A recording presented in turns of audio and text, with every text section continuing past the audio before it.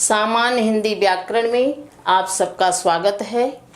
देखिए, हिंदी व्याकरण का पहला भाग वर्ण आप पढ़ चुके हैं। आज हम हिंदी व्याकरण का दूसरा भाग शब्द शुरू कर रहे हैं, जिसमें हम पद में संज्ञा पढ़ाएंगे। संज्ञा का अर्थ क्या है और संज्ञा के कितने भेद हैं। तो चलिए शुरू करते हैं। देखिए, संज्ञा को हमें यहाँ जानना है कि संज्ञा है क्या। संज्ञा अगर हम व्याकरण की भाषा में कहें तो संज्ञा एक पद है। अब पद किसे कहते हैं? देखिए, पद जो है, पद को समझने के लिए हमें शब्द को जानना होगा कि सार्थक वर्णों का समूह शब्द कहलाता है। जैसे लड़का, लड़का एक शब्द है, और जब शब्द वाक्य में प्रयुक्त हो जाता है तब जो है वही शब्द पद कहलाने लगता है। जैसे लड़का आम खाता है। अब यहाँ लड़का शब्द जो है वो अब शब्द ना रह करके पद हो गया है, क्योंकि यह एक वाक्य में प्रयुक्त हो रहा है और इस वाक्य के अर्थ को पूरा कर रहा है। यहाँ ये इसको कई पद भी मिल गई है। जैसे लड़का क्या है? संज्ञा है। खाने की क्रिया का क्या है? कर्ता है। पुरुष एक वचन का करता है। तो इस तरह से इसको कई पद भी मिल गई है। तो यहाँ लड़का शब्द क्या है? पद हो गया है। पद यानी ये संज्ञा पद है।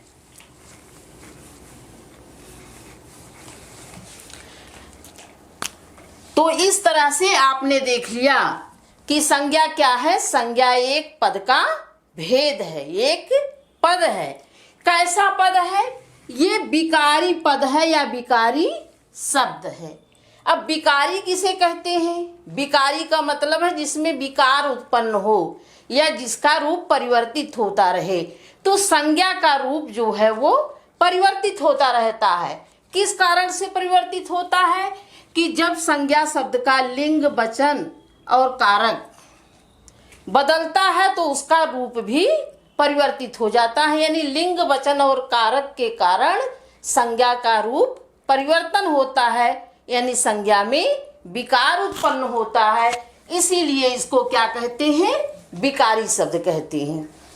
अब इसको थोड़ा सा समझ लीजिए। जैसे लड़का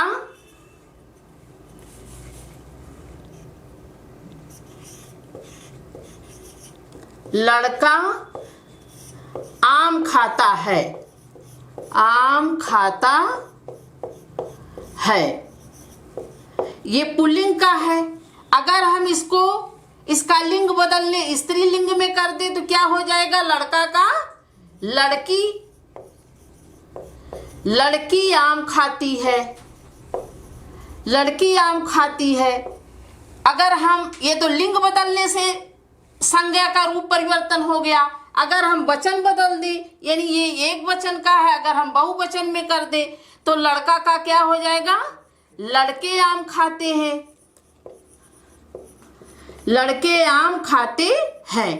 तो इस तरह से आप समझ गए होंगे कि किस तरह से संज्ञा का रूप जो है लिंग, वचन और कारक के अनुसार परिवर्तित होता रहता।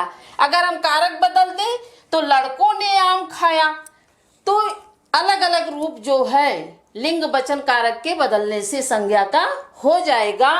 तो इस तरह से संज्ञा एक विकारी शब्द है। अब हम देखते हैं कि संज्ञा का अर्थ क्या है। देखिए, संज्ञा का अर्थ अगर हम एक शब्द में कहें तो नाम को ही संज्ञा कहते हैं।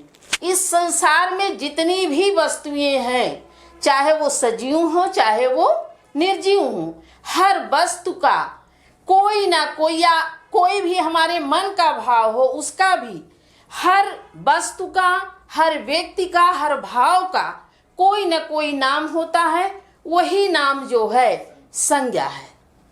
तो इतना आप समझ लीजिए कि नाम को ही संज्ञा कहते हैं। चलिए इसको हम थोड़ा सा व्याकरण की दृष्टि से देखते हैं कि व्याकरण की दृष्टि से इसकी परिभाषा क्या है। देखिए हमने यहाँ 2 वाक्य लिखा है, महेश कल मुंबई जाएगा, इस भवन की ऊंचाई कितनी है। देखिए यहाँ महेश, मुंबई, भवन, ऊंचाई, ये 4 शब्द हैं। महेश एक व्यक्ति का नाम है, मुंबई एक जगह का नाम है या स्थान का नाम है, भवन एक वस्तु है और ऊंचाई जो है एक भाव है। ये चारों शब्द यानी चारों का कोई ना कोई नाम है, चाहे वो व्यक्ति हो, चाहे वो स्थान हो, चाहे वो वस्तु हो, चाहे वो भाव हो, सबका एक नाम है। ये चारों ही शब्द क्या है, संज्ञा है। ये चारों संज्ञा है। तो अगर हम इसकी एक परिभाषा देते हैं तो कह सकते हैं कि किसी व्यक्ति, वस्तु, स्थान या भाव के नाम को संज्ञा कहते हैं। वो व्यक्ति चाहे महेश हो, चाहे सुरेश हो, राम हो, महात्मा गांधी हो, जवाहरलाल नेहरू हो, कोई भी व्यक्ति हो, वो क्या है, संज्ञा है। वो स्थान चाहे मुंबई हो, चाहे दिल्ली हो, बनारस हो, इलाहाबाद हो, फैजाबाद हो, कोई भी स्थान हो, कोई नदी हो, कोई पहाड़ हो, तो वो क्या है, संज्ञा है। इसी तरह से केवल भवन ही नहीं, कोई भी वस्तु, चाहे ये हमारे हाथ की पेन हो, चाहे ये ब्लैक बोर्ड हो, चाहे मेज हो, चाहे कुर्सी हो, चाहे घड़ी हो, चाहे आपकी मोबाइल हो, हर वस्तु क्या है, संज्ञा है। इसी तरह से केवल ऊंचाई का भाव ही नहीं, चाहे ऊंचाई हो, चाहे चौड़ाई हो, चाहे गहराई हो, चाहे आपके मन का कोई भाव हो, क्रोध हो, ईर्ष्या हो, दुख हो, प्रसन्नता हो, सब क्या है, संज्ञा है। तो इस तरह से आप समझ गए होंगे कि किसी व्यक्ति, वस्तु, स्थान या भाव के नाम को संज्ञा कहते हैं। दुनिया में हर व्यक्ति, हर वस्तु, हर स्थान, हर भाव का कोई नाम है, तो वही क्या है, संज्ञा है। अब हमें यहाँ देखना है कि संज्ञा के भेद कितने हैं। संज्ञा के भेद यानी संज्ञा कितने प्रकार की होती है। देखिए संज्ञा के मुख्य रूप से 3 भेद हैं।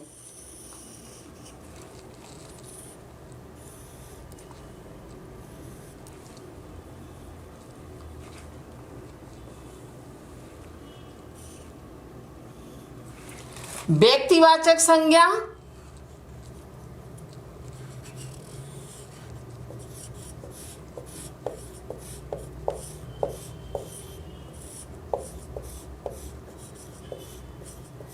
व्यक्तिवाचक, जातिवाचक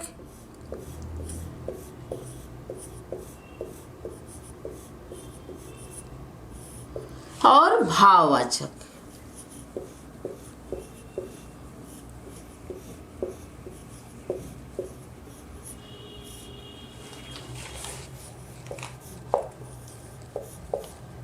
व्यक्तिवाचक संज्ञा, जातिवाचक संज्ञा और भाववाचक संज्ञा।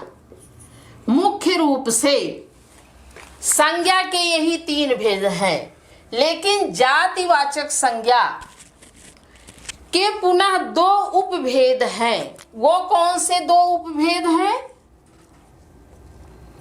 समूहवाचक संज्ञा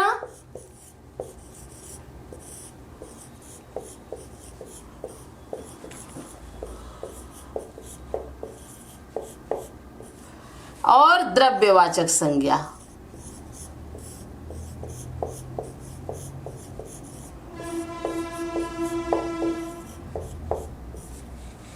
इस तरह तरह से मूल रूप से तो तीन ही संज्ञा है, व्यक्तिवाचक, जातिवाचक, भाववाचक। लेकिन जातिवाचक संज्ञा के दो और उपभेद हैं, समूहवाचक संज्ञा और द्रव्यवाचक संज्ञा। इस तरह से कुल मिला के संज्ञा के 5 भेद हुए। देखिए यहाँ जो है आपके एग्जाम में अगर पूछा जाता है कि संज्ञा के मूल रूप से कितने भेद हैं, तो मूल रूप से यही 3 भेद हैं, और कुल कितने भेद हैं, तो कुल 5 भेद हैं। चलिए अब इन 5 को हम एक एक करके पढ़ाते हैं आपको। पहली संज्ञा है व्यक्तिवाचक संज्ञा। व्यक्तिवाचक संज्ञा, जैसा कि इसके नाम से ही आपको स्पष्ट हो रहा हो कि जिस संज्ञा शब्द से किसी एक विशेष व्यक्ति, पर्सनल एक व्यक्ति, किसी एक विशेष व्यक्ति का या वस्तु का या स्थान का बोध होता है, उसे व्यक्तिवाचक संज्ञा कहते हैं। यानी जिस संज्ञा शब्द से किसी एक व्यक्ति के नाम का या किसी एक वस्तु के नाम का या किसी एक स्थान के नाम का बोध हो, उसे क्या कहेंगे, व्यक्तिवाचक संज्ञा कहेंगे। देखिए इसमें व्यक्तिवाचक संज्ञा में जैसे हमने कहा मोहन, सोहन, जवाहरलाल नेहरू या महात्मा गांधी, अभी ऊपर भी हम इसको बताए हैं, तो ये एक व्यक्ति केवल है, एक व्यक्ति का नाम है, तो ये क्या है, व्यक्तिवाचक संज्ञा है। इसमें हमने लिख दिया जैसे व्यक्तियों का नाम मोहन, राहुल, महात्मा गांधी, सोहन, राम, रमेश, किसी भी व्यक्ति का नाम लो, छोटे बड़े किसी भी व्यक्ति का नाम लो, तो किस में आएंगे, व्यक्तिवाचक संज्ञा में आएंगे। दूसरा है देशों और शहरों का नाम। भारत कहिए आप, अमेरिका कहिए, ये 2 देश हैं, ये भारत, अमेरिका, जापान, चीन, फ्रांस, किसी भी देश का नाम लो, पर्सनल एक देश का नाम, तो वो व्यक्तिवाचक संज्ञा में आएगा। या किसी शहर का नाम लो, लखनऊ, इलाहाबाद, बनारस, पटना, मुंबई, किसी भी शहर का नाम लो एक, तो वो किस में आएगा, व्यक्तिवाचक संज्ञा में आएगा। नदियों का नाम गंगा, जमुना, सरस्वती, रावी, ब्यास, सतलज, किसी भी नदी, एक नदी का नाम लो, तो वो किस में आएगा, व्यक्तिवाचक में आएगा। इसी तरह से पहाड़ों का नाम, किसी भी पहाड़ का नाम लो, किसी भी पर्वत का नाम लो, हिमालय पर्वत, विंध्याचल पर्वत, अरावली पर्वत, किसी भी पर्वत का नाम लो, वो किस में आएगा, व्यक्तिवाचक संज्ञा में। राष्ट्रीय जातियों का नाम, देखिए जो व्यक्ति जहाँ का होता है उसका एक नाम, जैसे भारत का जो है वो भारतीय, रूस का है तो रूसी, जापान का है तो जापानी, चीन का है तो चीनी, ये भी किस में आएंगे, व्यक्तिवाचक संज्ञा में आएंगे। इसी तरह से किसी भी पुस्तक का नाम लो, गीता, रामायण, कुरान, तो वो भी किस में आएंगे, व्यक्तिवाचक संज्ञा में आएंगे। किसी त्योहार का नाम ले लो, होली, दीपावली, दशहरा, ये भी किस में आएगा, व्यक्तिवाचक संज्ञा में आएगा। कहने का मतलब ये है कि जहाँ पर्सनल एक व्यक्ति या एक स्थान या एक वस्तु का नाम लिया जाए, तो वहाँ कौन सी संज्ञा होगी, व्यक्तिवाचक संज्ञा होगी। देखिए इस तरह से परीक्षा में प्रश्न भी पूछा जाता है, जैसे दे दिया कि जमुना नदी में कौन सी संज्ञा है, तो जमुना एक विशेष नदी का नाम है, तो यहाँ कौन सी संज्ञा होगी, व्यक्तिवाचक संज्ञा होगी। चलिए दूसरी संज्ञा पे आते हैं, जातिवाचक संज्ञा। जैसा इसके नाम से ही आपको ज्ञात हो रहा होगा कि जो संज्ञा शब्द पूरी जाति का बोध कराएं, यानी व्यक्ति के, वस्तु के या किसी प्राणी के या स्थान के पूरी जाति का बोध कराते हैं, वो जातिवाचक संज्ञा में आते हैं, जो पूरी जाति का बोध कराएं। जैसे मनुष्य हमने कहा, तो मनुष्य से पूरी मनुष्य जाति का बोध हो रहा है, या घर कहा तो घर से कच्चे पक्के झोपड़ी जो भी कुछ है घर सबका बोध हो रहा है। पहाड़ कहा, छोटे बड़े सारे पहाड़ों का बोध हो रहा है। पशु कहा तो सारे पशु जाति का बोध हो रहा है। पक्षी कहा तो सारी पक्षियों का बोध हो रहा है। तो इस तरह से पूरी जाति का बोध कराने वाले संज्ञा शब्द जो है वो जातिवाचक संज्ञा होते हैं। अब यहाँ देखिए, जैसे संबंधियों, व्यवसायों, पदों का नाम जो है वो जातिवाचक संज्ञा में आता है। संबंधी जैसे भाई, बहन, चाचा, चाची, माता, पिता, कोई भी संबंधी हो वो जातिवाचक संज्ञा में आएगा। जुलाहा, कोई भी व्यवसाय हो, जुलाहा, सुनार, लुहार, सब किस में आएंगे? जातिवाचक संज्ञा में आएंगे। मंत्री, प्रोफेसर, अध्यापक, जो भी हम कर दें, किसी भी व्यवसाय का नाम ले लें या किसी भी पद का नाम ले लें तो किस में आएगा? जातिवाचक संज्ञा में आएगा। इसी तरह से पशु पक्षियों के नाम घोड़ा, हाथी, तोता, मैना, किसी भी जानवर को कहें या पक्षी को कहें। घोड़ा से पूरी घोड़ा जाति का बोध हो रहा है। हाथी से पूरी हाथी जाति का बोध हो रहा है। तोता से पूरे तोता जाति का बोध हो रहा है। मैना से पूरी मैना जाति का बोध हो रहा है। तो ये सब क्या है? जातिवाचक संज्ञा है। इसी तरह से वस्तुओं का हम नाम ले लें।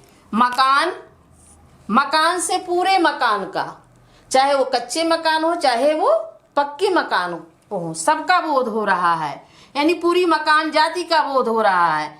घड़ी से पूरे घड़ी का, चाहे वो दीवार घड़ी हो, चाहे वो हाथ की घड़ी हो, चाहे सोने की घड़ी हो, चाहे जैसी घड़ी हो, तो सारी घड़ियों का बोध हो रहा है। पुस्तक से सारी पुस्तकों का बोध हो रहा है, चाहे वो गीता हो, चाहे रामायण हो, चाहे कुरान हो, अगर हम पुस्तक कह दिए तो सब आ गए उसमें। इसी तरह से मोबाइल से सारी मोबाइलों का, चाहे वो जिस कंपनी की मोबाइल हो, सारी मोबाइलों का बोध हो रहा है। तो ये सब शब्द क्या है? जातिवाचक संज्ञा है। प्राकृतिक तत्वों के नाम, इसको आपको जरा सा ध्यान रखना। प्राकृतिक तत्व यानी जो प्रकृति के तत्व हैं, जैसे वर्षा है, तूफान है, बिजली है, भूकंप है, ज्वालामुखी है, जिनका समय समय पे हमने सामना भी करना रहता है। तो ये सब जो हैं, वर्षा, तूफान, बिजली, भूकंप, ज्वालामुखी, ये सब जो हैं वो जातिवाचक संज्ञा में आएंगे। वर्षा चाहे वो धीरे से हो, चाहे तेज वर्षा हो, चक्रवाती वर्षा हो, कोई भी हो, सब जो है पूरी वर्षा जाति का बोध हो रहा है। तूफान भी इसी तरह से, कोई भी तूफान हो वो जातिवाचक, बिजली भी कोई भी बिजली हो जातिवाचक संज्ञा में, भूकंप भी जातिवाचक संज्ञा, ज्वालामुखी भी जातिवाचक संज्ञा में आएगा। तीसरा भेद है समूहवाचक संज्ञा। जैसा इसके नाम से ही ज्ञात हो रहा है कि पूरे समूह का बोध कराने वाला, यानी व्यक्ति या वस्तु के पूरे समूह का जो बोध कराने वाला शब्द होता है वो समूहवाचक संज्ञा कहलाता है। जैसे व्यक्तियों का समूह, जैसे परिवार है। परिवार आप जानते हैं कि परिवार एक व्यक्ति नहीं होता। परिवार में 3 से लेकर के जितने भी और हों, कई लोग मिलकर के परिवार कहलाते हैं, जो एक जगह रहते हैं, एक घर में रहते हैं। तो परिवार यहाँ जैसे माता पिता, बच्चे, दादी दादा, चाची चाचा आदि, तो जो परिवार के सदस्य हैं उन्हीं का समूह जो है वो क्या है? परिवार है। जो घर के लोग हैं उन्हीं का समूह क्या कहलाता है? परिवार कहलाता है। उसी तरह से सेना, सैनिकों का जो समूह है वही क्या कहलाता है? सेना कहलाता है। इसी तरह से दल कई लोगों का समूह जो है वो दल कहलाता। जैसे राजनीतिक दल है, अनेक जो है व्यक्तियों का समूह जो है वो मिल करके वो राजनीतिक दल बनाते हैं। तो इस तरह से व्यक्तियों का समूह जो क्या कहलाएगा, दल कहलाएगा। गिरोह, चोरों का जो समूह होता है वो क्या कहलाएगा, गिरोह कहलाता है।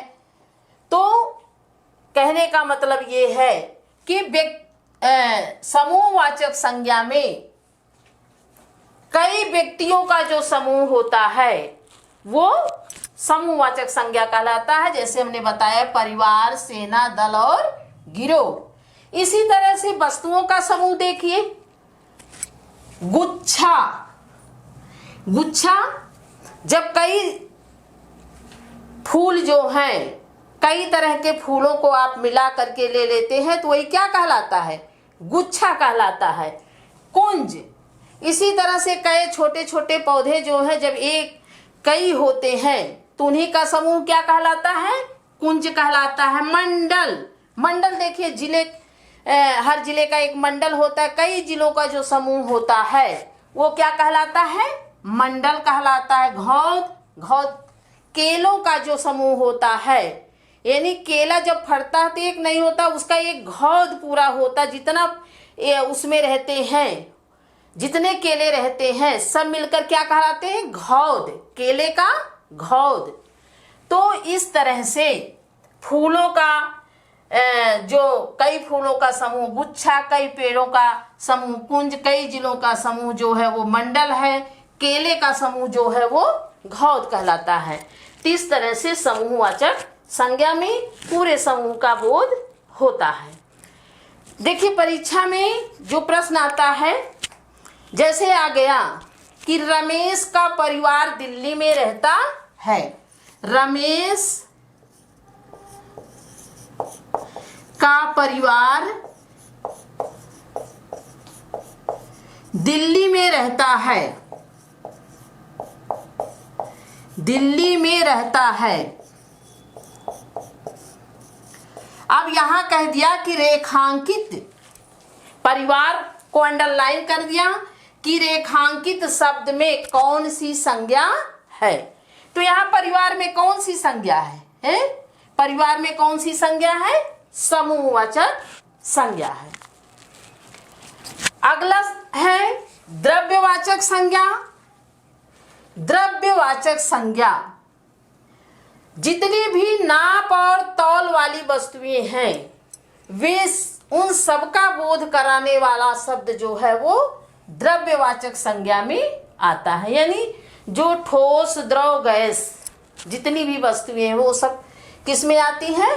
द्रव्यवाचक संज्ञा में आती है। जितनी वे धातु, अधातु वस्तुएं हैं, जैसे लोहा, लोहे को तौला जाता है, इसकी नाप तोल की जाती है, तो लोहा क्या है? द्रव्यवाचक संज्ञा। सोना, सोने को भी तौला जाता है, तो सोना क्या है? द्रव्यवाचक संज्ञा। चीनी, चीनी को भी तौला जाता है, 1 किलो चीनी, 2 किलो चीनी, चीनी भी क्या है? द्रव्यवाचक संज्ञा।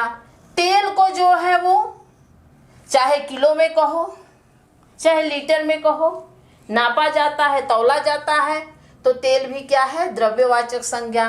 पेट्रोल भी तेले की क्वालिटी में तेले का है, तो ये भी क्या है? द्रव्यवाचक संज्ञा। पानी है, 1 लीटर पानी, 2 लीटर पानी, इसको भी नापा तौला जाता है, ते भी क्या है? द्रव्यवाचक संज्ञा। यानी जितनी भी नाप तौल वाली वस्तुएं हैं वो सब द्रव्यवाचक संज्ञा में आती हैं। देखिए ये संज्ञा के 4 प्रकार तो हो गए। अब कभी कभी व्यक्तिवाचक संज्ञा जातिवाचक संज्ञा के रूप में प्रयुक्त होती है। कब ऐसा होता है? जैसे हमने यहाँ 2 वाक्य लिखा है कि देश को जयचंदों से बचाएं या आजकल हरिश्चंद कहाँ मिलेंगे।